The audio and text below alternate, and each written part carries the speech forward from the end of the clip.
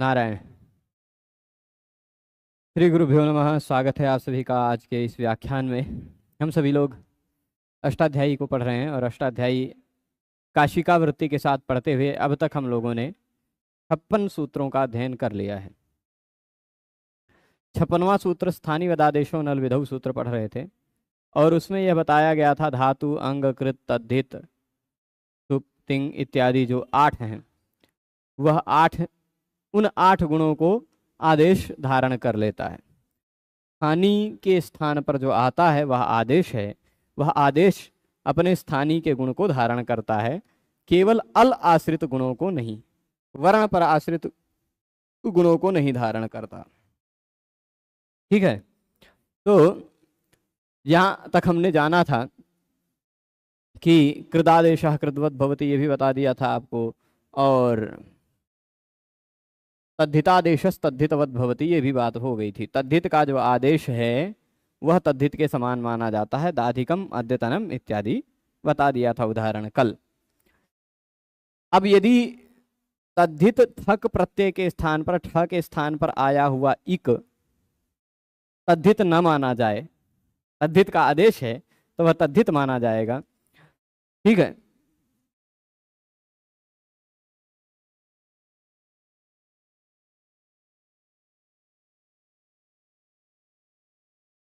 जी। प्रश्न है कि ल्यप प्रत्यय कित है। कित होने के कारण बिल्कुल, कित प्रत्यय यदि तद्धित है तो ही वृद्धि होगी। कित प्रत्यय अन्य कोई है तो गुण और वृद्धि दोनों नहीं होगी। ल्यप प्रत्यय कित माना जाता है, इस कारण ल्यप प्रत्यय लगे रहने पर भी गुण और वृद्धि नहीं होती। ठीक है, ल्यप प्रत्यय लगे रहने पर भी गुण और वृद्धि नहीं होती। मुझे लग रहा है कि थोड़ा सा इंटरनेट की गति मंद है, उस कारण से वीडियो रुक रुक के चल रही होगी। ड्रॉप रेंडरिंग फ्रेम, ठीक है, बिल्कुल इंटरनेट की गति थोड़ी मंद है, शनैश्चर है, कोई दिक्कत नहीं, रिकॉर्ड हो रहा है। तो हाँ, मैं बता रहा था कि ल्यप प्रत्यय जो है ना, ल्यप प्रत्यय वह कृत है, कित होने के कारण गुण और वृद्धि का निषेध होगा, निश्चित ही होगा। और गुण वृद्धि का निषेध ही नहीं, और भी कार्य होंगे जो कित के कारण संभव हैं, वो कार्य होंगे। ठीक है, तो अब मैं बता रहा था, यहां देखिएगा, है स्थिति क्या कि महा का इत्यादि हो गया था। यह तद्धित के स्थान पर हुआ आदेश तद्धित के समान माना जाएगा, ये बात हो गई थी। तभी कृतद्धित समासाश्च से प्रातिपदिक संज्ञा हो पाएगी, नहीं तो नहीं हो पाएगी। ठीक है, अब इसके बाद आए अगली बात बताई गई थी, अव्ययादेशो व्ययवत् भवति। अव्यय के स्थान पर हुआ आदेश भी अव्यय के समान माना जाता है। अव्ययादेशः अव्ययवत् भवति, अव्यय का आदेश अव्ययवत्, अव्यय के समान होता है। स्थानीय क्या है? अव्यय, उसके स्थान पर आया हुआ जो आदेश है वह भी क्या हो जाएगा? अव्यय। तो क्त्वा प्रत्यय अव्यय है, इसलिए क्त्वा प्रत्यय के स्थान पर आया हुआ ल्यप भी अव्यय बन जाएगा। ठीक है, वही उदाहरण दिया है, क्या? प्रस्तुत्य, उपहृत्य, उपस्तुत्य, वही प्रकृत्य इत्यादि उदाहरण ऊपर ही दिया था, प्रकृत्य, प्रहृत्य इत्यादि, उसी तरह ये भी उदाहरण हो जाएंगे। ठीक, तो अव्ययाद इति शुभ लुक भवति। अव्ययाद आप सुपह, इस सूत्र से सुप प्रत्यय का लुक हो जाया करता है। सुप प्रत्यय जो सु औजस अमौठ षष्टाभ्याम भी इत्यादि प्रत्यय लगे हुए रहते हैं, उन प्रत्ययों का लुक हो जाया करता है। ठीक, अव्ययाद आप सुपह इति शुभ लुक भवति। अब आगे क्या कह रहे हैं, मतलब त्वा प्रत्यय अव्यय था, तो त्वा प्रत्यय के स्थान पर आया हुआ ल्यप प्रत्यय भी अव्यय माना जाएगा। ल्यप अव्यय है तो अव्यय होने के कारण प्रस्तुत्य के बाद जो विभक्ति के प्रत्यय लगेंगे, सु औजस अमौठस इत्यादि 7 विभक्तियों के प्रत्यय लगेंगे, वह इस 2482 नंबर सूत्र से समाप्त हो जाएंगे, लुक हो जाएंगे। ठीक है, शुभ लुक भवती, यानी शुभ प्रत्ययों का लुक हो जाता है। तो अब तक हमने जाना, देखिए क्या क्या जाना, यहां ध्यान दीजिएगा। धातु के स्थान पर हुआ आदेश धातु के समान माना जाता है, उदाहरण हमने ब्रुवोवचि अस्तेर्भू देखा। अंग के स्थान पर हुआ आदेश अंग के समान माना जाता है, केन का भी हम कई उदाहरण देखा। कृत के स्थान पर हुआ आदेश कृत के समान माना जाता है, प्रस्तुत्य प्रकृति इत्यादि उदाहरण देखा। तद्धित के स्थान पर हुआ आदेश तद्धित के समान माना जाता है, वो दाधिकम अद्यतनम इत्यादि उदाहरण देखा। अव्यय के स्थान पर हुआ आदेश अव्यय के समान माना जाता है, ये भी बात हमने देख ली। अब सुप के स्थान पर हुआ सुप जो आता है वह सुप कहलाता है, तिंग के स्थान पर जो आता है वह तिंग कहलाता है, पद के स्थान पर जो आता है वह पद कहलाता है। ये तीन बातें आज बची हैं, इन तीनों बातों को भी देख लिया जाए। तो क्या कह रहे हैं, शुभादेशः शुभवद भवति, शुभ के स्थान पर जो आदेश आता है वह शुभ के समान माना जाता है। जैसे वृक्षाय और प्लक्षाय, इन दोनों उदाहरणों को मैं सिद्ध करके बताता हूं, ठीक है। वृक्षाय और प्लक्षाय, लेखनी जी आ जाइए। शब्द क्या है, वृक्ष। यहां वृक्षाय प्लक्षाय की जगह रामाय भी बना सकते थे, बालकाय भी बना सकते थे, अंतिम वर्ण उनमें भी अ ही है। पर जो उदाहरण दिया है वही हम वृक्ष और प्लक्ष में क्ष दिखाई ही पड़ रहा है, क्ष और अ, हम वृक्षाय और रामाय बनाते हैं, बात वही रहेगी, अंतिम वर्ण से मतलब है ना। वृक्ष शब्द है या फिर राम शब्द है, ठीक। इन दोनों शब्दों के बाद चतुर्थी संप्रदान सूत्र से या अन्य किसी सूत्र से चतुर्थी विभक्ति के प्रत्यय लगने निश्चित हुए कि यहाँ चतुर्थी विभक्ति लगाइए। तो चतुर्थी विभक्ति के एक वचन में, चतुर्थी विभक्ति के एक वचन में क्या होगा, वृक्ष शब्द के बाद कौन सा प्रत्यय लगेगा, सु औजस प्रथमा, अम औषस द्वितीया, टाभ्याम भिस तृतीया, गे भ्याम भिस चतुर्थी। तो चतुर्थी का हमने गे प्रत्यय लगाया, ये लग गया। वृक्ष धन गे, राम के बाद भी ऐसे आप गे प्रत्यय लगा सकते हैं, राम गे। ये डे मत पढ़िएगा, मन्ना डे वाला, ये गे है, गे, ठीक। तो वृक्ष गे, यहां गे प्रत्यय क्या है, सुप प्रत्ययों के अंतर्गत है ना। आप देखना चाहें तो अष्टाध्यायी का 4.1.2 नंबर सूत्र देख सकते हैं। 4.1.2 सूत्र है, सौजसमौच्छष्टाभ्याम भिस्ङेभ्याम भ्यस्ङसिभ्याम भ्यस्ङसो सांज्ञो सुप, यही सूत्र है। इस सूत्र में सु से शुरू करके सुप तक के 21 प्रत्यय बताए गए हैं। वह 21 प्रत्यय सुप प्रत्यय कहे जाते हैं। उन्हीं 21 प्रत्ययों में से 10वां प्रत्यय है गे, उन्हीं 21 प्रत्ययों में से 10वां है ना, गे।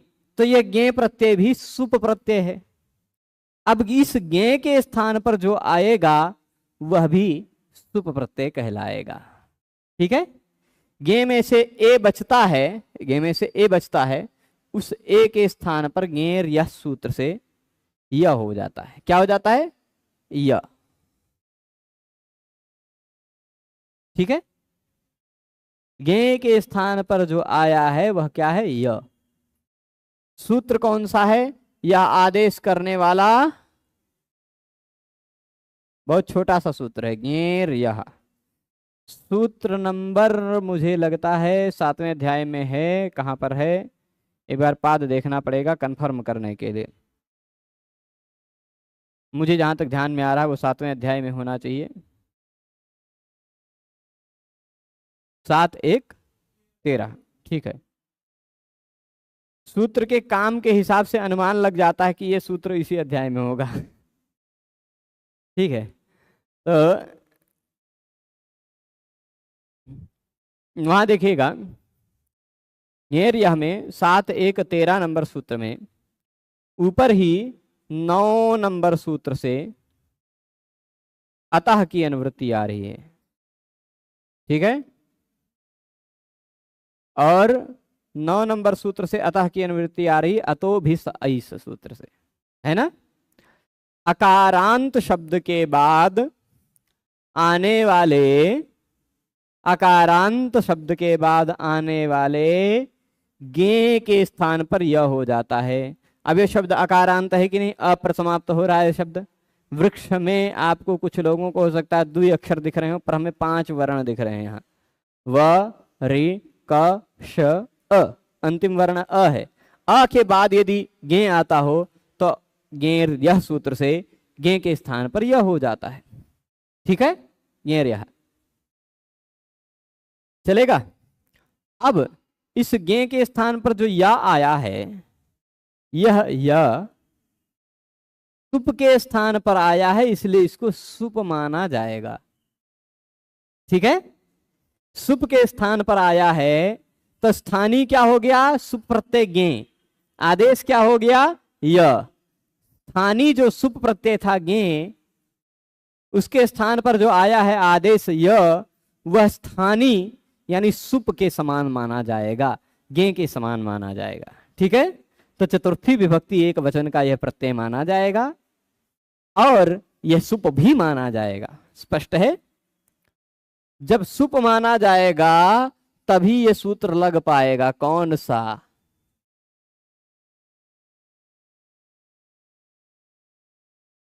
थोड़ा सा अच्छे से लिखते हैं। सूत्र क्या है, स उ प ई सुपी च अ, सुपी च, ये सूत्र है। ठीक, सुपी च सूत्र खोज लीजिएगा। यह भी 7वें अध्याय में ही मुझे लग रहा है, 7-3-102। ठीक, 7-3-102।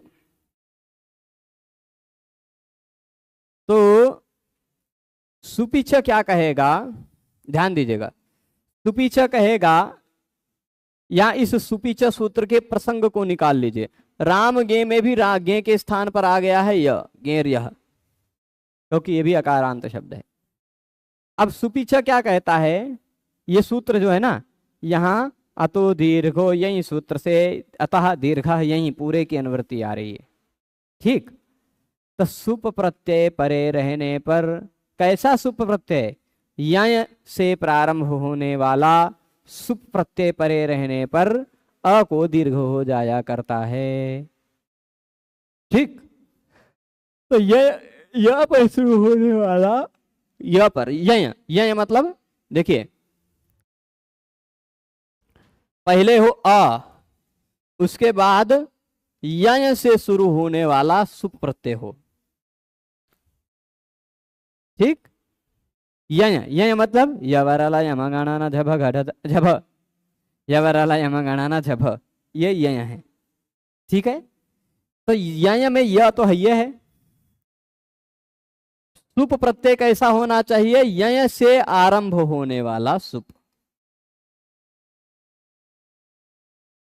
यय से आरंभ होने वाला सुप। अब बताइए, ये यय से आरंभ तो हो रहा है, साथ ही साथ सुप भी है। यद्यपि मूल रूप में सुप नहीं है, परंतु सुप के स्थान पर आया हुआ आदेश है, इस कारण से सुप है। ठीक, तो सुप के स्थान पर आया हुआ आदेश सुप माना जाता है। इस कारण गे के स्थान पर आया हुआ, सुप के स्थान पर आया हुआ आदेश यह जो है वह सुप माना जाएगा। तो यह सुप भी है, इसका पहला अक्षर यय भी है, यवरला यमगणना झभ में से कोई है। तो उस कारण यहां पर होगा क्या कि वृक्ष में जो अंतिम वर्ण अ है उसको हो जाएगा दीर्घ। वृक्षाय, रामाय, प्लक्षाय, बालक बालकाय, अरुण अरुणाय, वेद वेदाय, ऐसा सब बन जाएगा। ठीक है, ये अ को दीर्घ कर देगा, शब्द के अंतिम वर्ण अ को दीर्घ करेगा। कब, जब सुप प्रत्यय का पहला वर्ण यह हो तो। अब सुप प्रत्यय तो गे था, उसका पहला वर्ण ए ही बचा था, ए ही था, परंतु उसके स्थान पर जो य आया वह य भी सुप है और उसके साथ साथ उसका पहला वर्ण यह है। इस कारण से काम चल जाएगा। स्पष्ट है। तो शुभादेशः शुभवत् भवति, ये भी बात आपको समझ में आ गई होगी। वृक्षाय प्लक्षाय ये उदाहरण भी समझ में आ गए होंगे, है ना। लिखा है सुपिच इति दीर्घत्वम भवति। वृक्षाय प्लक्षाय इन उदाहरणों में सुपिच से दीर्घत्व हो जाता है। यदि वृक्षाय प्लक्षाय में जो य प्रत्यय लगा हुआ है इसको हम सुपवत न मानते तो सुपिच से दीर्घ नहीं हो पाता, है ना। यदि सुप प्रत्यय है ही नहीं, उसके स्थान पर आया हुआ प्रत्यय, क्योंकि सुप तो गे था, उसके स्थान पर आया हुआ य यदि सुप न मानते हम तो सुपिच से दीर्घ न हो पाता। स्पष्ट है। और आगे तिङादेशस्तिङ वद्भवति। तिङादेशः तिङवद् भवति। तिंग के स्थान पर जो आदेश होता है वह तिंग के समान माना जाता है। तिंग क्या है? तिंग क्या है, कोई जानते हैं? जी बताइए। सार्वधातुक प्रत्यय हैं, बिल्कुल, चलिए ठीक है। लेकिन कितने हैं ये तिंग? 18। ठीक है।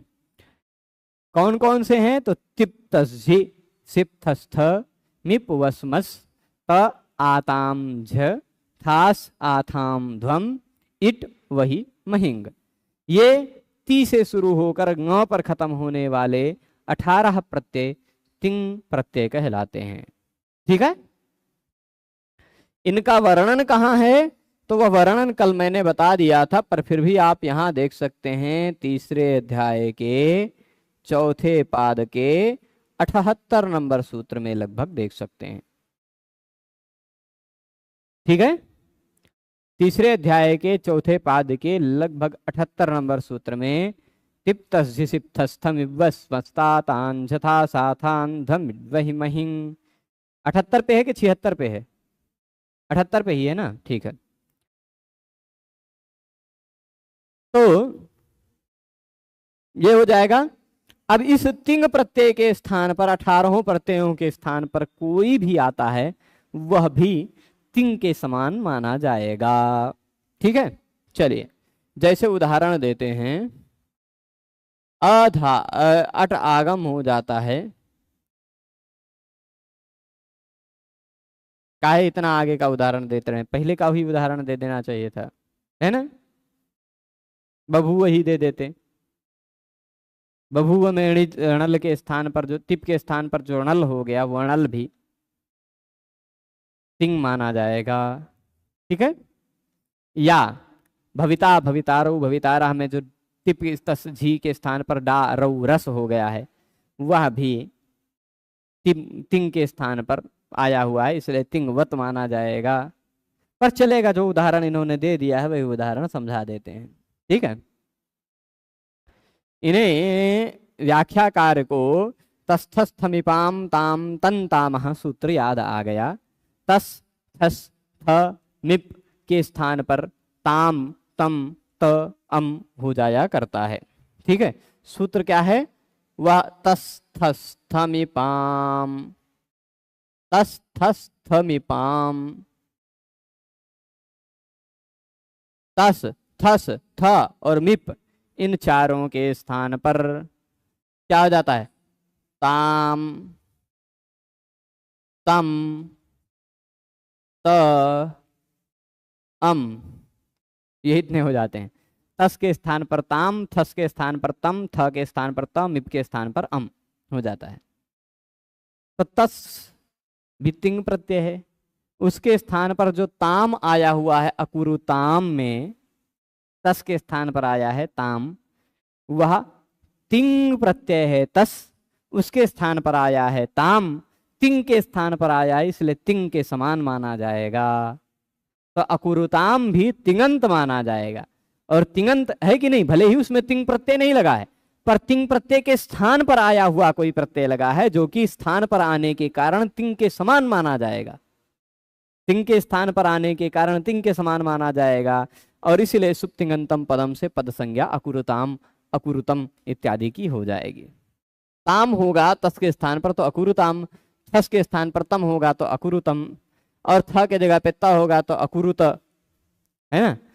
मिप के जगह पे अम हो जाएगा तो अकरवम बनेगा। ठीक।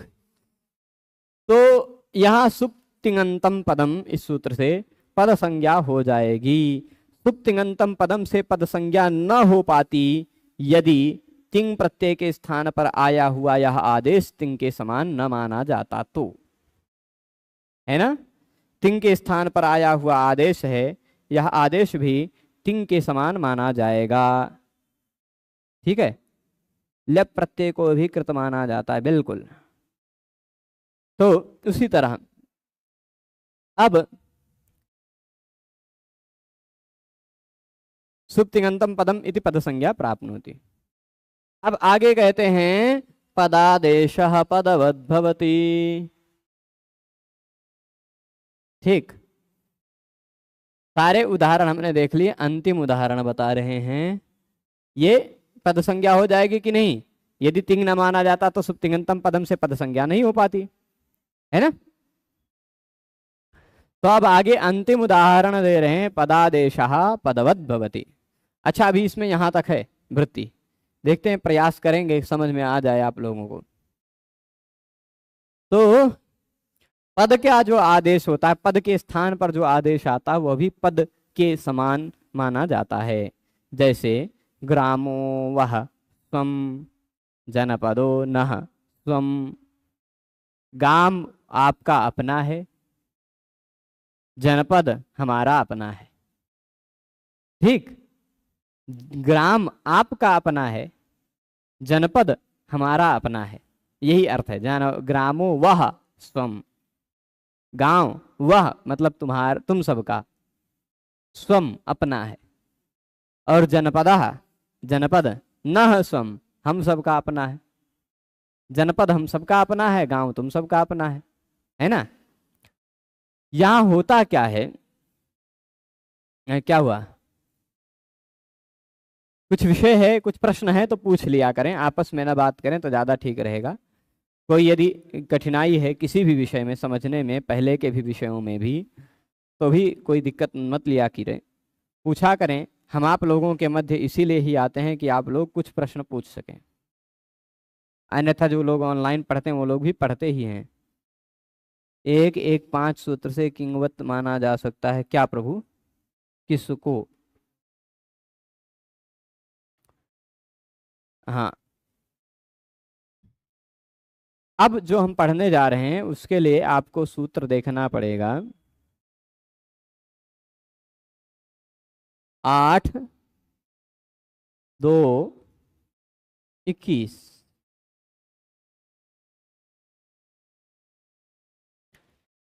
8-2-21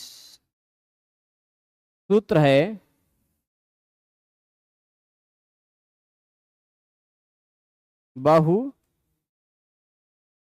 बहुवचनस्य।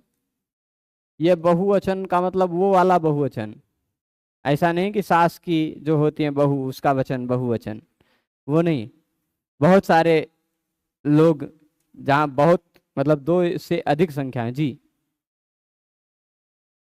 प्रथम पाद में 8-1-21 है, हम 2 लिख दिया, हाँ ठीक है। चलिए भाई, 8-1-21 हम गड़बड़ बोल गए, चलेगा। बहुवचनस्य वस नशौ, बहुवचनस्य वस नसौ,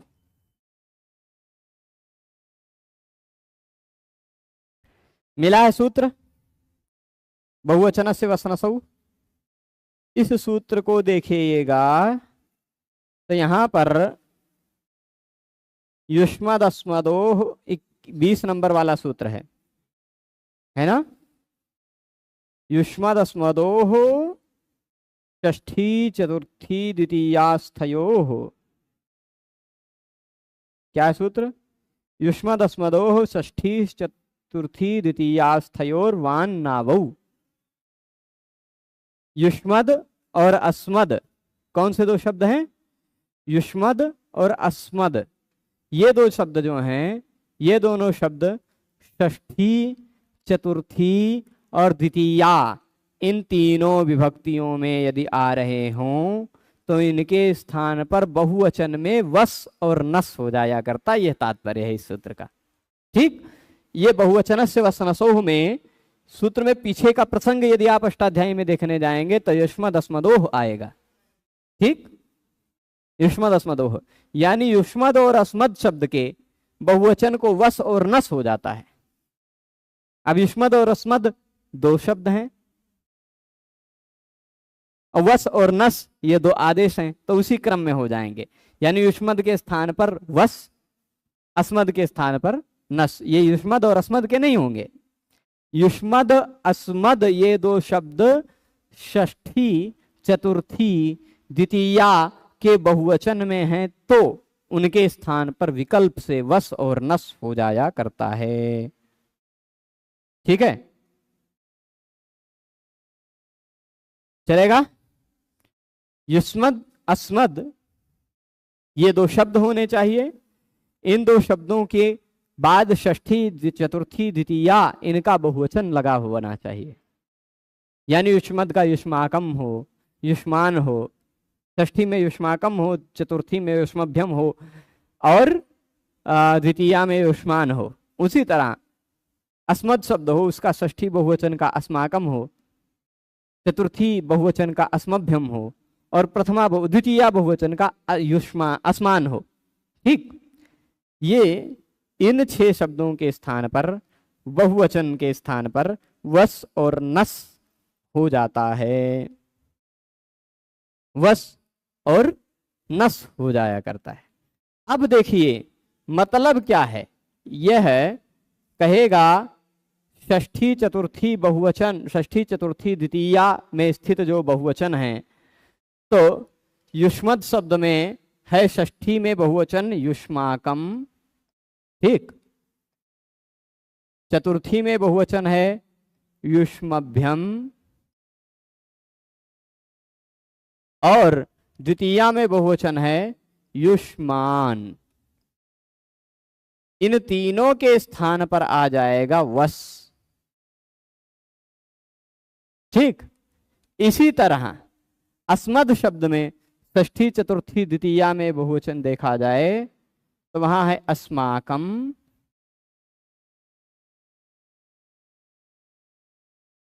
अस्मभ्यम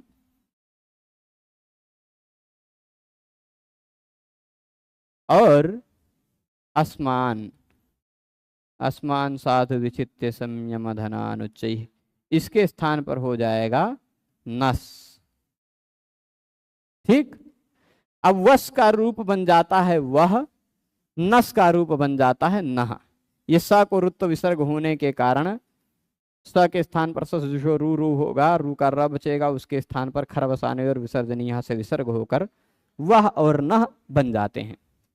ये वह और नह जो बना है, क्या बना है, वह और नह, ये जो दो बना है, ये दोनों, हाँ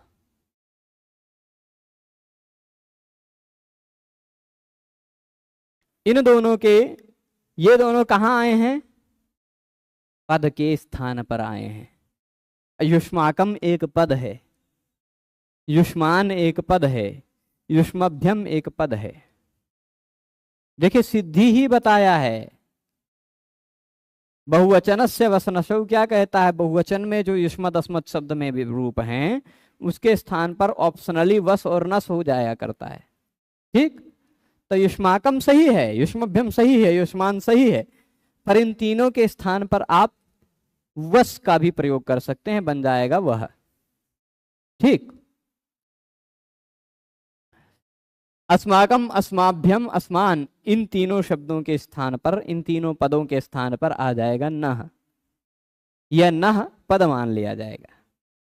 पद के स्थान पर आया हुआ जो है वह पद माना जाता। जी प्रश्न बताएं। ये वस नस इत्यादि जो होते हैं वो वैकल्पिक ही हैं। ठीक है, अन्यथा युष्माकम रूप न बनता, युष्मान, युष्माकम वह, है ना, दोनों रूप बनते हैं।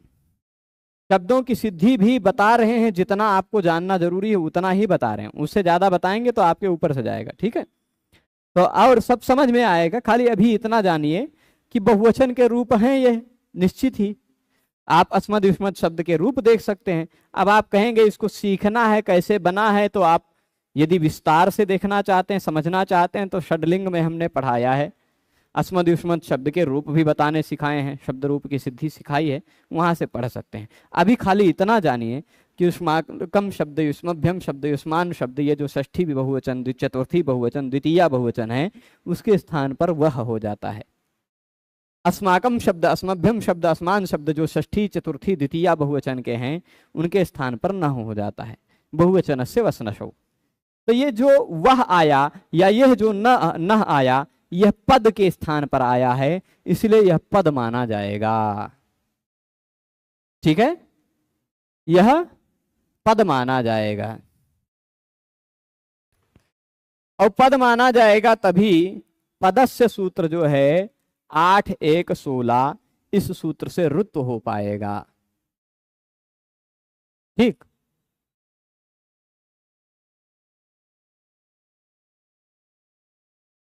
समझ गए? वह और न यह पद के स्थान पर आया है, इसलिए पद आदेश, पद आदेश जो हुआ है, पद के स्थान पर जो आदेश हुआ है वह पद के समान माना जाता है, पदवत माना जाता है। इसी कारण पदस्य के सूत्र से रू हो पाएगा, वस और नस के स को रू हो पाएगा। ये पदस्य सूत्र है। कहा गया? यहां देखिएगा, ये पदस्य सूत्र प्रकट हो रहा होगा।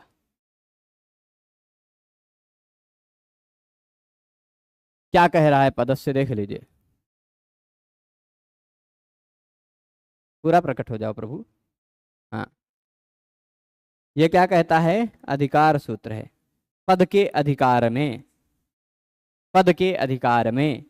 अब सूत्र है ससजुषो रुह, पद के अधिकार में आने वाला, पद के अधिकार में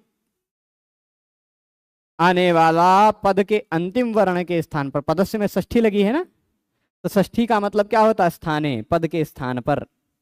अलौंत्यस्य ने कहा पद के अंतिम वर्ण के स्थान पर स हो या सजुष हो, तो उसको रूह हो जाता है ससजुषो रूह सूत्र से।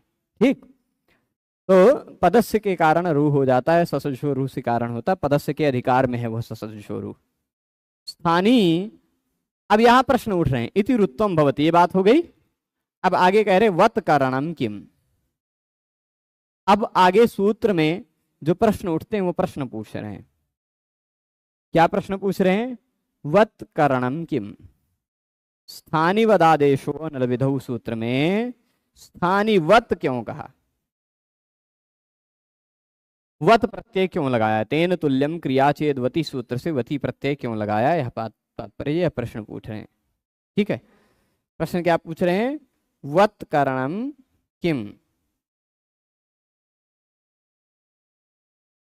ठीक है, तो यहां स्थानीवत में वत के ग्रहण का क्या प्रयोजन है, क्या कारण है कि वत का ग्रहण किया गया? तो उसका उत्तर देते हैं कि आदेश स्थानीय के समान हो, तथा स्थानीय आदेश की संज्ञा न हो, स्थानीय को आश्रय मानकर कार्य हो, यथा आवधिष्ट।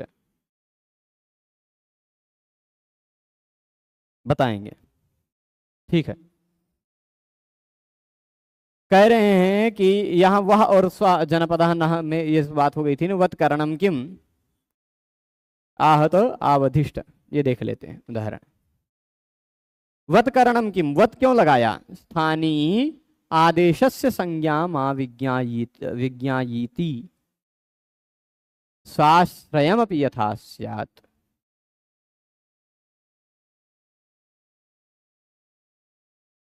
ठीक है, आदेश ग्रहणम किम आनुमानिकस्याप्यादेशस्य स्थानिवद्भावो यथा स्यात्। पचतु एरुः अनल विधाविति किम। ठीक है, कई प्रश्न हैं। अब सूत्र का पदकृत्य प्रारंभ हुआ है, सूत्र का, इसको कहते हैं पदकृत्य। स्थानिवदादेशो नल विधौ सूत्र में वत का ग्रहण क्यों किया? इंटरनेट बहुत धीमे चल रहा होगा, संभवतः हो सकता है कुछ लोगों को केवल आवाज जा रही हो, ठीक से वीडियो न जा रही हो। कोई दिक्कत नहीं, सुन सुनकर ही समझिएगा। ठीक है, स्थानिवदादेशो अनल विधौ, यह जो सूत्र है यह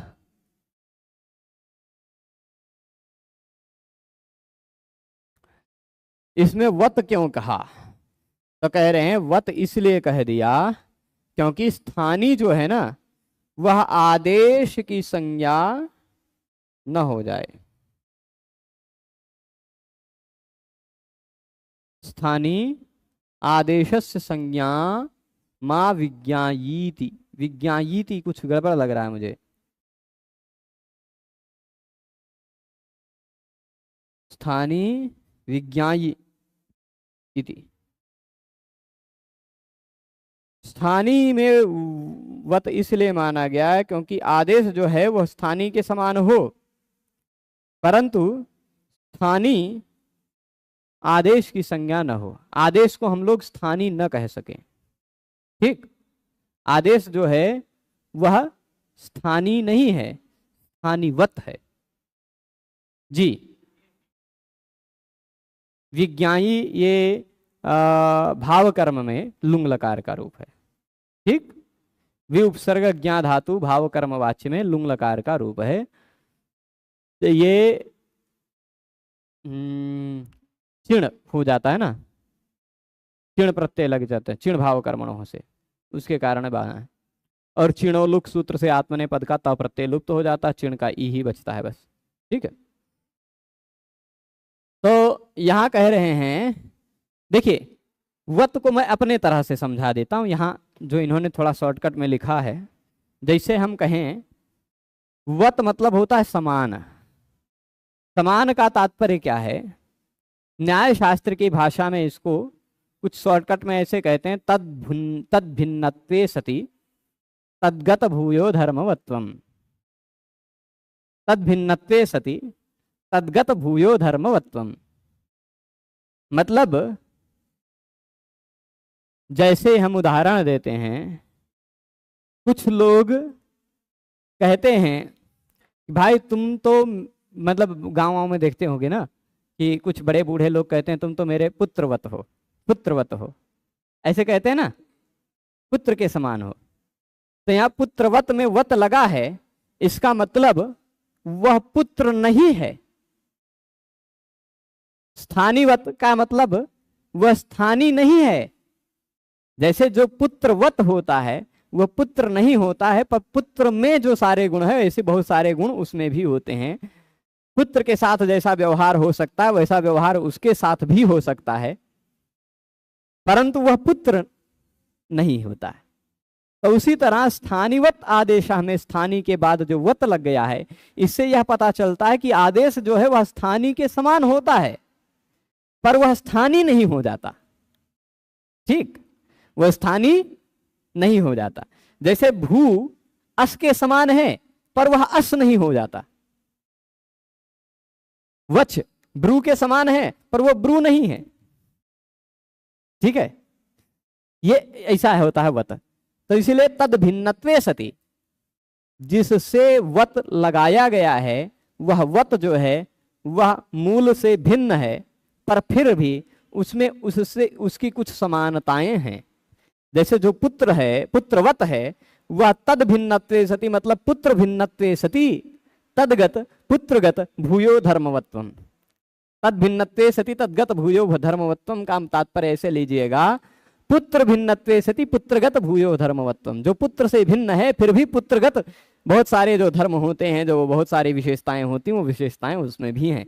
उसी तरह स्थानी भिन्नत्वे सति स्थानीगत भूयो धर्मवत्वम स्थानीवत्वम मतलब स्थानी से भिन्न है, पर स्थानी में रहने वाली जितनी विशेषताएं हैं ऐसी बहुत सारी विशेषताएं जिसमें हो वो स्थानीवत होता है। ठीक है, समान में यही बात है बिल्कुल। क्या? हाँ, तुम मम प्रिय भरत ही सम भाई। चलिए एक और उदाहरण दे दिया है ना। राम जी ने हनुमान जी से कहा है ना कि अब हनुमान जी भरत से भी अधिक प्रिय यदि कहा है, क्या तुम मम प्रिय भरत ही सम, भरत के समान प्रिय हो हनुमान जी से कहा। तो यहाँ भरत के समान कह दिया, भरतवत प्रिय, ऐसा अर्थ संस्कृत में लिया जा सकता है। तो जो हनुमान जी हैं वह भरत के से भिन्न है कि नहीं? ऐसा तो है नहीं कि एक हैं, भरत से भिन्न है, पर फिर भी भरत के अंदर जो विशेषताएं हैं, ऐसी बहुत सारी विशेषताएं हनुमान जी में भी हैं। भरत के प्रति जो प्रेम है श्री राम जी का, उसी समान प्रेम हनुमान जी के प्रति भी है, यह समानता है। तो उसी तरह स्थानीय और आदेश में भी है। आदेश जो है वह स्थानीय से भिन्न होता है, पर स्थानीय की बहुत सारी समानताओं को धारण करता है। ठीक है, चलेगा। अब ये स्थानीय आदेश से संज्ञा मां विज्ञायी इति, स्थानीय जो है वह आदेश की संज्ञा है, ऐसा मत समझ लेना है। आदेश को भी हम स्थानीय न कहने लग जाएं, आदेश स्थानीय से थोड़ा सा अलग है, इसलिए स्थानीवत कहा गया। स्वाश्रयमपि यथा स्यात्, यहाँ क्या कह रहे हैं?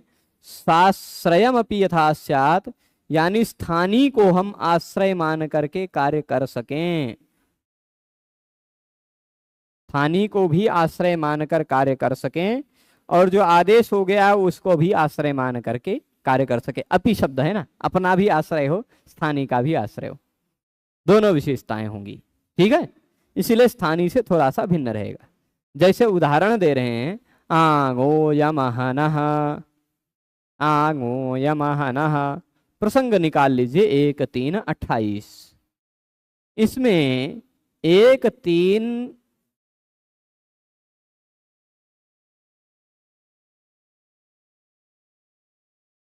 10 या 11 से आत्मने पदम की अनुवृत्ति जा रही है, 12 से अनुदात्तंगिता आत्मने पदम, हाँ ठीक है 12, 1:3:12 से आत्मने पद का प्रकरण शुरू हो रहा है, 1:3:77 तक जाएगा, है ना? 12 से 77 तक लगभग 66 सूत्र हैं जो आत्मने पद वाले हैं, 12 वाले को भी ले लेके। तो यह आंगो यमहनः आत्मने पदम, आत्मने पदम की खाली अनुवृत्ति लीजिए, आंगो यम हनः आत्मने पदम, आंग के स्थान पर, नहीं, आंग उपसर्ग से युक्त यम धातु हो अथवा आंग उपसर्ग से युक्त हन धातु हो, आंग उपसर्ग से युक्त यम धातु हो अथवा आंग उपसर्ग से युक्त हन धातु हो, तो वह आत्मने पद में प्रयुक्त होता है। ठीक है, स्पष्ट है? यहां बात क्या है, यहां हम यम धातु से मतलब नहीं लेंगे। क्यों? एक प्रसंग और निकालिएगा,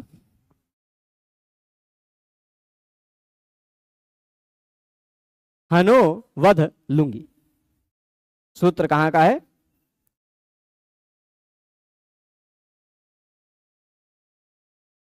दो 4:42, क्या है? हनो वध लुंगी, निकाल। उसके तुरंत बाद लुंगी च, है ना? हनो वध लिंगी, फिर लुंगी च, तो 2:4:43 मान लीजिए। ठीक, सूत्र क्या है? लुंगी च। हम हनोवध इसलिए बता रहे हैं, लुंग लकार में, लिंग लकार में और लुंग लकार में, लिंग लुंग इन दो लकारों में हन के स्थान पर विकल्प से वध हो जाया करता है। क्या हो जाता है?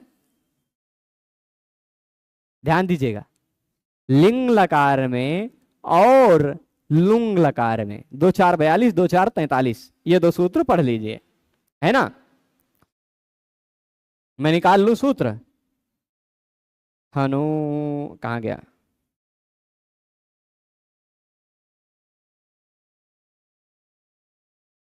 अच्छा, हनो वध लिंगी, और फिर उसके बाद आर्ध धातुक लिंग परे रहने पर, आर्ध धातुक लुंग परे रहने पर हन धातु के स्थान पर वध आदेश हो जाया करता है। ठीक है,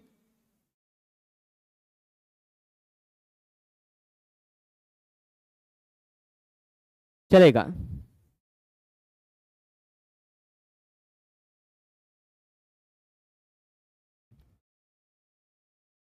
आप कह रहे हैं, अच्छा आप ये कह रहे हैं कि लुंगी च क्यों अलग कहे, ये प्रश्न है ना? ठीक है, प्रश्न आएगा तो उत्तर मिलेगा, है ना? मैं लिख देता हूं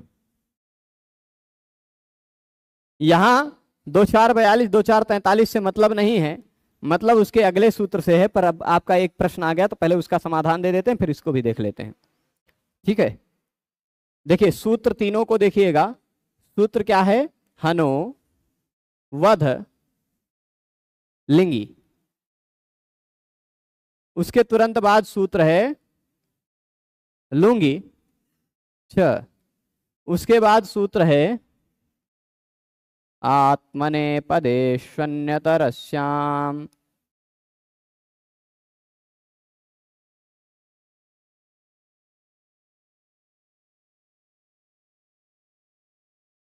सूत्र है।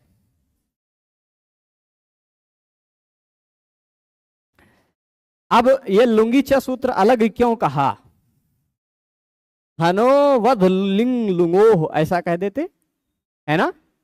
हनो वध लिंग लुंगोह, एक ही सूत्र बन जाता, लुंगी च कहने की जरूरत नहीं पड़ती। ये आपका विषय है ना? अथवा हनो वध लुंग लिको, लुंग लिंगो, लुंग लिंग, इन दोनों में हन के स्थान पर वध हो जाता है, ये कह देते, है ना? आपका यही तात्पर्य है। पर एक परिभाषा है, एक योग निर्दिष्टानाम सहवा प्रवृत्ति ही सहवा निवृत्ति ही। परिभाषेंदु शेखर में परिभाषा नंबर खोज लीजिएगा, मुझे याद नहीं है परिभाषा नंबर, पर मैं यह लिख देता हूं। एक योग निर्दिष्टानाम से प्रारंभ होगी वो परिभाषा, एक योग निर्दिष्टानाम सहवा प्रवृत्ति ही सहवा निवृत्ति ही। परिभाषेंदु शेखर में मैं परिभाषा खोज के बता दूं कितने नंबर की है परिभाषा? 17। ठीक है, एक योग निर्दिष्टानाम सहवा प्रवृत्ति ही सहवा निवृत्ति ही, ये इसका उत्तर है।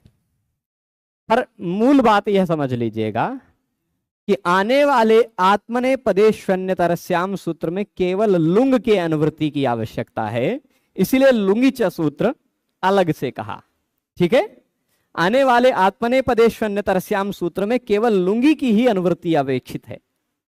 यदि लुंग और लिंग को एक साथ कह देते तो आने वाले आत्मने पद सूत्र में लुंग और लिंग दोनों की अनुवृत्ति आती, जो कि अपेक्षित नहीं है।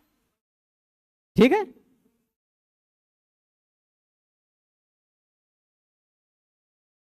नहीं, जब एक साथ निर्देश करेंगे दो को, एक साथ दो को निर्देश करेंगे तो उन दो में से किसी एक का बाधक होगा आगे, तभी उसकी अनुवृत्ति रुकती है, नहीं तो दोनों की एक साथ अनुवृत्ति जाती है। ठीक है, जैसे वो मोटे अक्षर में लिख देते हैं ये बात नहीं है, अनुवृत्ति की प्रक्रिया है, उसके आधार पर मोटे अक्षर में लिख देते हैं। जैसे उपदेशे जनुनासिक इत में उपदेशे और इत को ही मोटे अक्षर में लिख के ले आए, उसी की अनुवृत्ति अगले सूत्र में आएगी। क्यों? क्योंकि अगले सूत्र में हलंत्यम की बात आ गई, अगले सूत्र में हल की बात आ गई तो अच की बात अपने आप खत्म हो जाएगी। तो यहां और कोई दूसरी बात नहीं आई रहेगी कि जो लुंग को या लिंग को खत्म कर दे, है ना? तो इसलिए लिंगी अलग कह के लुंग फिर दोबारा कहा और इसमें लुंग की ही बात आई। तो अब आप केवल आत्मने पदेष्वन्यतरस्याम सूत्र को पकड़िएगा ध्यान से। क्या कहता है? हन धातु के स्थान पर आत्मने पद में, हन धातु के स्थान पर आत्मने पद में, अच्छा हन धातु आत्मने पद में भी होता है क्या? देखिएगा, हंति हतः घ्नन्ति ऐसा रूप पढ़ा होगा आपने, है ना? हंति हतः घ्नन्ति ये स्वरूप पढ़ा होगा परस्मै पद। क्या हन धातु आत्मने पद में होता है क्या? होता है। आंगो यमहनः, आंग उपसर्ग लगा हुआ हो तो यम धातु और हन धातु आत्मने पद में चली जाती है। ठीक है, आंग उपसर्ग लगे रहने पर ही हन धातु आत्मने पद में जाएगी, है ना? तो ये अन्यथा अन्यथा की स्थिति में हन धातु परस्मै पद में ही रहता है। हंति हतः घ्नन्ति हंसि हतः हथ हन्मि हन्वः हन्मा ऐसा रूप बनता है ना। पर यदि यही हन धातु के आगे आंग लगा हुआ हो तो वह हन धातु आत्मनेपद हो जाता है। वही अब बता रहे हैं, हन धातु को आत्मनेपद में लुंग लकार में, ध्यान दीजिए इधर, हन धातु को लुंग लकार में आत्मनेपद में विकल्प से वध हो जाया करता है। ठीक है, हन धातु के स्थान पर लुंग लकार में आत्मनेपद में विकल्प से वध हो जाया करता है। यानी हन भी रहेगा, वध भी रहेगा, आत्मनेपद होना चाहिए। शर्त यह है कि आत्मनेपद होना चाहिए। ठीक है, समझ रहे हैं, आत्मनेपद होना चाहिए, हन धातु होना चाहिए। तो अब आंगो यम हन ने आत्मनेपद कर डाला, आंग के बाद यम हो, आंग के बाद हन हो तो आत्मनेपद हो जाता है।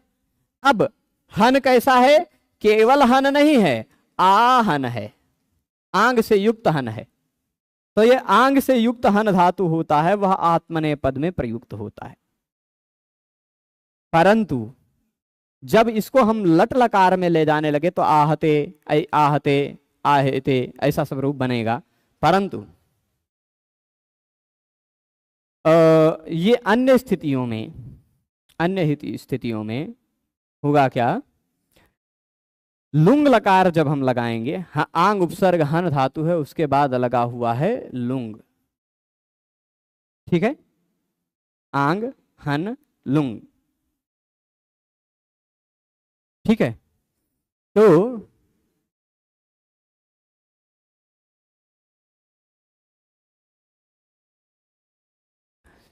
यहां आंग उपसर्ग भी है, लुंग लकार में 8 आगम भी होगा, 8 और आ जुड़ करके भी आ ही हो जाएगा, 8 से वृद्धि होकर तो 8 भी आ जाएगा, वो आप संक्षिप्त में समझ लीजिएगा।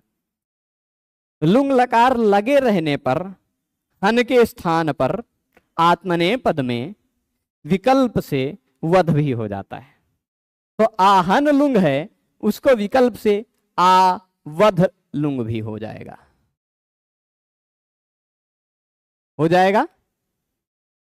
समझ रहे हैं। अब समस्या क्या हुई, हन है, उसके बाद लुंग लगा है। अब यह लुंग अभी पारस्मयी पद है कि आत्मनेपद है, अभी निश्चय नहीं है। ठीक है, हन के स्थान पर जो वध आ गया है, आंगो यमहना सूत्र से यह वध भी आत्मनेपद हो जाएगा। क्यों, आदेश जो है हन के स्थान पर आया हुआ वध आदेश, वो भी हन वत तो माना जाएगा, वह हन वत तो माना जाएगा। तो आंगो यमहना इस सूत्र से आत्मनेपद उभयत्रापि भवति, दोनों जगह आत्मनेपद हो जाता। ऐसा मत समझिएगा कि केवल हन आत्मनेपद हो जाएगा आंग उपसर्ग से युक्त। भाई आंग उपसर्ग से युक्त हन धातु आत्मनेपद हो रहा है, तो हन के स्थान पर आया हुआ वध भी तो आत्मनेपद होगा। ठीक है, तो वही यहां इति आत्मनेपदम उभयत्रापि प्राप्नोति, जब आत्मनेपद होगा तो आहत या लुंग के स्थान पर त आएगा, त के कारण यहाँ हन के ना का लोप होगा, आहत रूप बनेगा यहाँ, है ना। प्रक्रिया लंबी चौड़ी है, पर शॉर्टकट में आपको बता रहे हैं। धातु रूप जब पढ़ेंगे हम लोग तो उसको विस्तार से भी जानेंगे। नारायण नारायण। तो हन धातु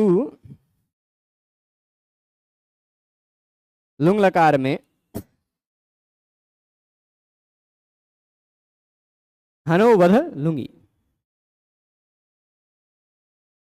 तो अब आहत आवधिष्ट, आवधिष्ट कैसे बनेगा, जब वध हो जाएगा।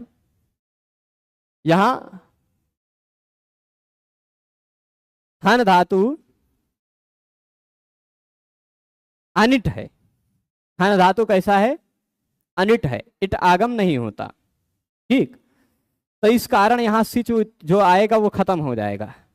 पर वध धातु सिच सेट है, वध पर सिट इट हो सकता है, तो यहां ई जुड़ेगा, वध के बाद ई जुड़ेगा और सिच का स जुड़ेगा और त प्रत्यय का ता के स्थान पर ट हो जाएगा, आवधिष्ट ऐसा रूप बनेगा। आहत आवधिष्ट, यह जो दो रूप बना है यह दोनों आत्मनेपद में ही बनेगा।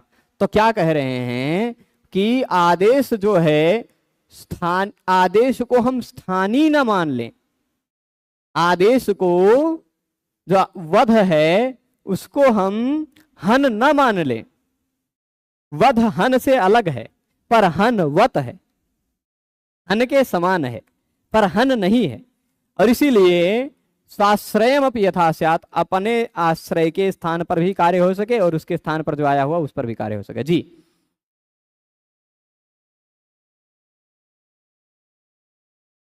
अर्ध धातु को सेठ बला दे।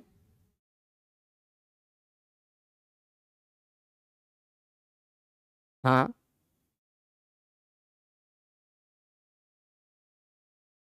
सिच आया है ना, सिच है। चिली चिली आएगा, चिली के स्थान पर सिच होगा, उस सिच का स है ना, वहां ता तो नहीं है, ता से लेना देना नहीं है। सिच को इट आगम हो रहा है, ता प्रत्यय को नहीं हो रहा है। ता प्रत्यय को यदि होना होता तब तो ता प्रत्यय आर्ध धातु का ही है नहीं, वो तो सार्वधातुक है, तो ईट आगम ही नहीं होता। तो तीतु त्रत इस सब के विचार की आवश्यकता ही नहीं थी, है ना। ये सच स के पहले ई दिखाई पड़ रहा है, वो सिच को ईट आगम हुआ है। तो या इत्यात्मने पदम उभयत्रापि भवति। अब प्रश्न उठा स्थानिवत में वत का ग्रहण तो कर लिया आपने, ठीक है कोई बात नहीं, कर लिया, हम छोड़ लेते हैं, आपको मान लेते हैं कर लिया किसी कारण बस। पर ये बताइए आदेशक ग्रहणम किम, स्थानिवत कह दिया, ठीक है स्थानी के समान होगा, आदेश क्यों कहा। स्थानिवदनल विधौ ऐसा कह देते, स्थानिवदनल विधौ, आदेश को हटा दीजिए तो ऐसे ही सूत्र बनेगा ना, स्थानिवदनल विधौ। तो कह रहे आनुमानिकस्याप्यादेशस्य स्थानिवत भावो यथा स्यात् पछतु एरु, है ना, अनल विधा, हाँ ठीक है। आनुमानिकस्यापि आदेशस्य स्थानिवत भावो यथा स्यात्, आदेश ग्रहण क्यों किया, है ना। तो लोपा पहले, ठीक है। आदेश का ग्रहण का प्रयोजन यह है कि आनुमानिक आदेश भी हो, अनुमान से पता चल रहा हो कि यह आदेश है, आदेश न हो, पता नहीं चल रहा हो, मतलब सीधे सीधे साफ साफ आदेश हुआ है ऐसा न कहा गया, पर अनुमान से भी सिद्ध हो रहा है कि यह आदेश है, तो वह भी स्थानिवत माना जाता है। जैसे हम रूप बनाते हैं पचतु, पच पचतु रूप बनाए, मूल रूप में धातु है पच, उससे भी मूल डुपचस था पर पच बचता है, उस पच धातु के बाद प्रत्यय लगा है शप, और उस शप के बाद प्रत्यय लगा है तिप, ठीक। तिप में से बचता है केवल ती, शप में से बचता है केवल अ, और प दोनों चला जाता है, जोड़ने पर बन जाता है पचती, इतना बना है। यहां पर एरु से ई के स्थान पर ऊ हो गया, ठीक है।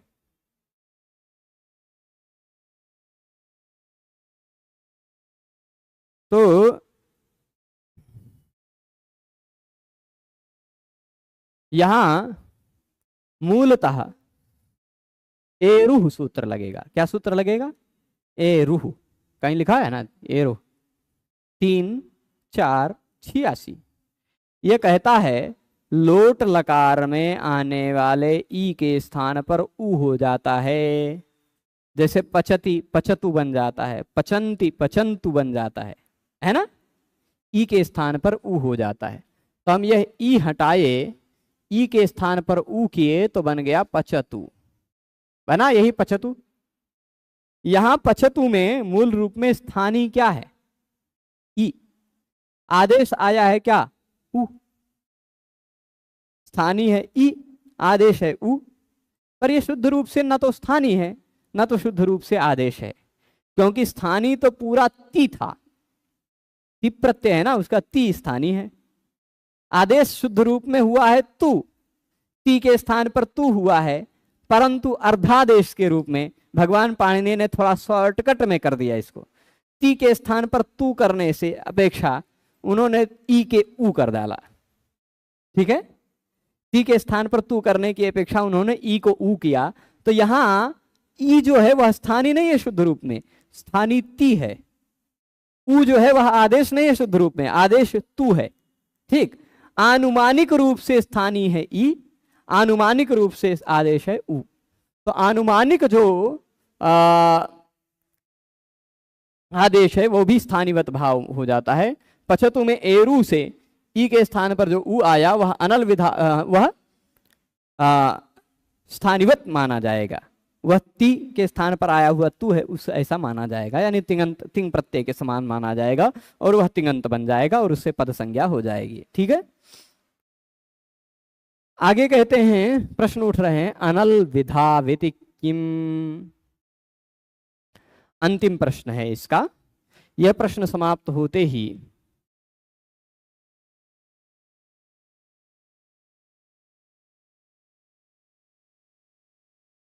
द्युपथित्यदादेशः न स्थानिवद् भवति, न स्थानिवद् भवन्ति। द्यौ पंथाः सह। ठीक है, क्यों चलेगा? कह रहे हैं अनल विधाविति किम। अनल विधौ क्यों कहा गया सूत्र में? स्थानीवत कह देना जरूरी था, आदेशा भी कह देना जरूरी था, पर अनल विधौ क्यों कहा? अनल विधौ इसलिए कहा क्योंकि द्यु पथि त्यद, ये तीन कहा गया, द्यु पथि त्यद, इन तीनों के स्थान पर जो आदेश होता है वह स्थानीवत नहीं माना जाता। क्यों? कारण क्या है उनको हम खोल कर बताते हैं। पहले द्यु पर आते हैं। ठीक है, द्यु में मूल रूप में शब्द है दिव। कौन सा शब्द है? दिव। ठीक है, यह कैसा शब्द है? हलंत शब्द है। इसके बाद लगा हुआ है प्रथमा विभक्ति का सु प्रत्यय जिसका बचा हुआ है स। ठीक है, यदि मूल रूप में दिव शब्द होता, ध्यान दीजिएगा, यदि मूल रूप में दिव शब्द होता तो इस स का लोप हो जाता। हलंत शब्द के बाद ये एक सूत्र है 6-1-68, हल ज्ञाभ्यो दीर्घात सुतिस्य प्रकृतम हल। इस सूत्र से यह स समाप्त हो जाता, खाली द्यु बचता। परंतु एक सूत्र है क्या? दिव औत। ठीक, दिव औत। अब दिव औत से दिव के अंतिम वर्ण के स्थान पर हमने औ कर डाला। ठीक है, तो अब यदि अनल विधौ न कहा गया होता तो यहां वा रूपी अल के स्थान पर औ रूपी अल आया है। इस अल विधि में भी हम स्थानीवत मान लेते, अल विधि में भी स्थानीवत मान लेते, तो स्थानी जो हलंत था उस द्यौ को भी हम हलंत मान लेते कि नहीं? है ना? परंतु यहां अल विधि हुई है, वर्ण के स्थान पर विधि हुई है। अल विधि होने पर हम स्थानीवत नहीं मानेंगे। ठीक है, तो दी औ जोड़ने पर ई के स्थान पर यह हो जाएगा, या पर औ की मात्रा चढ़ जाएगी तो यौ हो जाएगा। उसके आगे द जुड़ेगा, यह द लिखा, यह लिखा, उसके ऊपर औ चढ़ा दिया, द्यौ। है ना? द्यौ स। अब यदि द्यौ में जो औ आया है, यदि अल विधि हुई है, यह अल विधि हुई है, वर्ण की विधि हुई है ना, इस अल विधि को भी यदि हम सूत्र में अनल विधौ न कहे होते तो यह भी स्थानीवत हो जाता, और स्थानीवत हो जाता तो हलंत हो जाता, और हलंत हो जाता तो हल गें भेद दीर्घा सुति से प्रकृतम हल से इसका लोप हो जाता।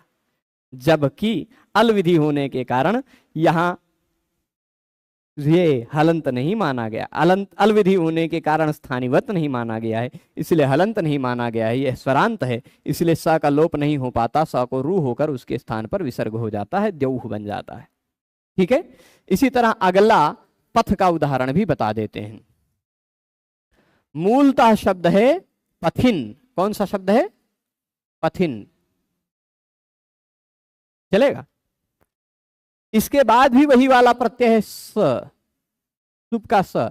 राजन के बाद यदि सुप का स होता तो वह खत्म हो जाता, परंतु करिन के बाद सुप का स होता तो करी बन जाता है। देखिए, यही पथिन और करिन में अंतर आप समझ लीजिए। पथिन के बाद स है और करिन के बाद स है, तो करिन हलंत है, इसके बाद आने वाले स का लोप हो जाएगा और उपधा के ई को दीर्घ होकर करीन होगा, ना का लोप होगा, करी रूप बन जाता है। करी, करिणौ, करिणः, दंडी, दंडिनौ, दंडिना इत्यादि बनता है। पर यहां पथिन का पथी नहीं बनेगा। यहां होता क्या है, यहां सूत्र लगता है दो, एक पथी मथ्री भुक्षामात। ये कहता क्या है, पथी धातु, पथी शब्द, मथी, पथिन, मथिन और रिभुक्षिन, ये तीन शब्दों को पथिन, मथिन, रिभुक्षिन, इन तीनों शब्दों के अंतिम वर्ण के स्थान पर आ हो जाता है। ठीक, टी भाग को शायद आ होता है, टी है ना, तो क्या हो जाएगा, पथा बन जाएगा। यहां क्या हो जाएगा, पथा, आ हो गया। अब यहां जो आ आया है वह अलविधि है। अलविधि है कि नहीं?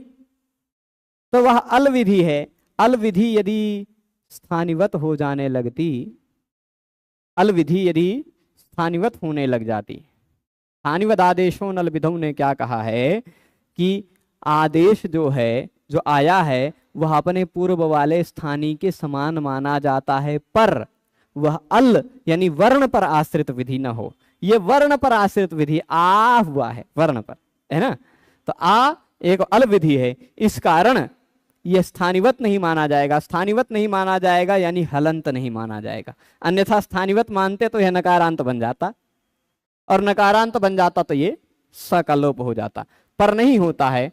होता क्या है, अगला एक और सूत्र लगता है थोंथा। इस सूत्र से थ के स्थान पर थ हो जाता है तो पंथा बन जाता है। थोंथा, थ के स्थान पर थ हो जाता है तो पंथा बनकर स लगकर ये स का लोप नहीं होगा, विसर्ग हो जाएगा, पंथा बन जाएगा। यहां पंथा में जो आ आया है वह आ कहां आया है, वर्ण विधि है, अल विधि है। अल विधि होने पर स्थानिवत नहीं होता। तीसरा उदाहरण देते हैं जी।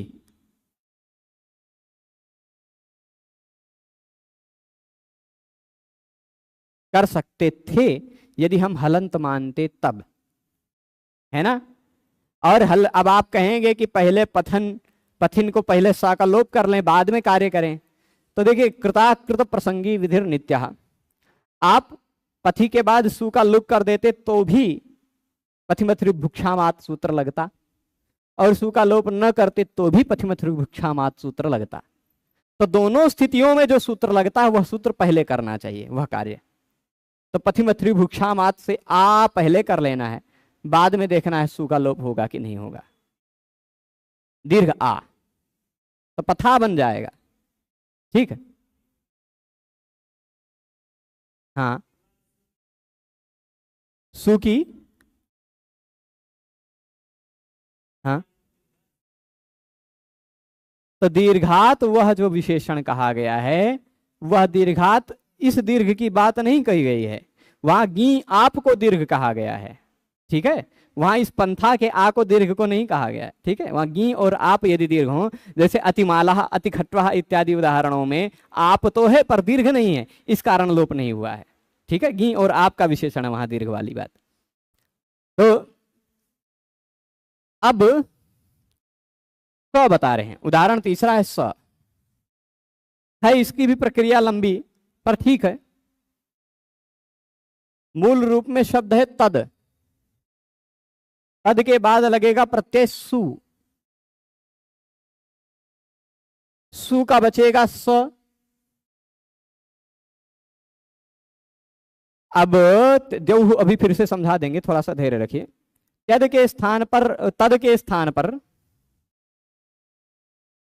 तद के स्थान पर तदोह सह सावनंत्योह। पहले अच्छा, पहले त्यदादि नाम अह कर लेते हैं। पहले कोई भी विभक्ति प्रत्यय लगा हुआ हो तो त्यद इत्यादि शब्दों के अंतिम वर्ण के स्थान पर अ आ जाता है। ठीक, तो द के स्थान पर आ गया अ।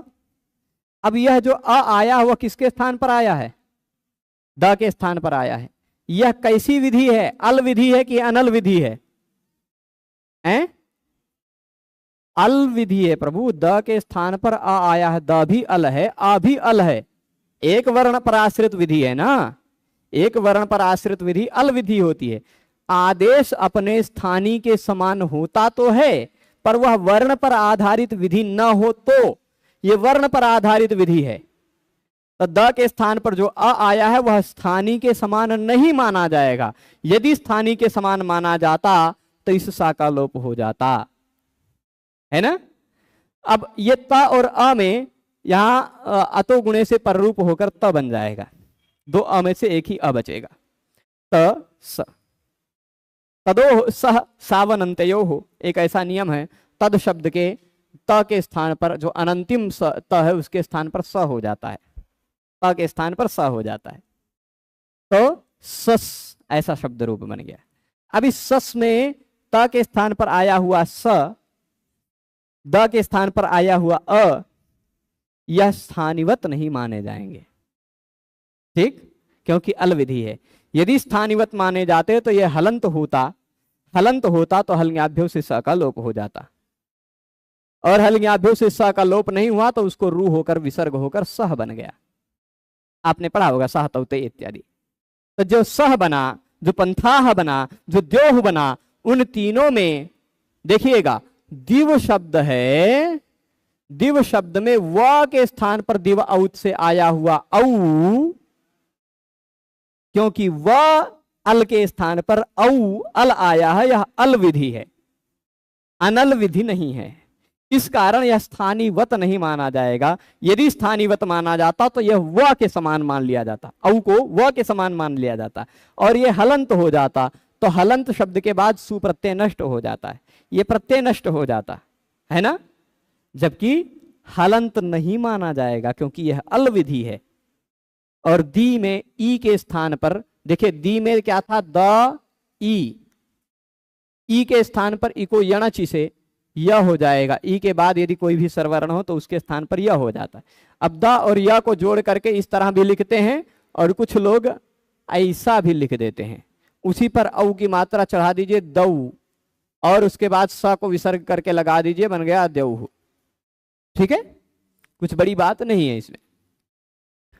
तो यहां देखिएगा द्युपथि त्यदादेशाः न स्थानिवत भवन्ति। द्युपथि और त्यद इत्यादि के जो आदेश हैं वह स्थानिवत नहीं होते।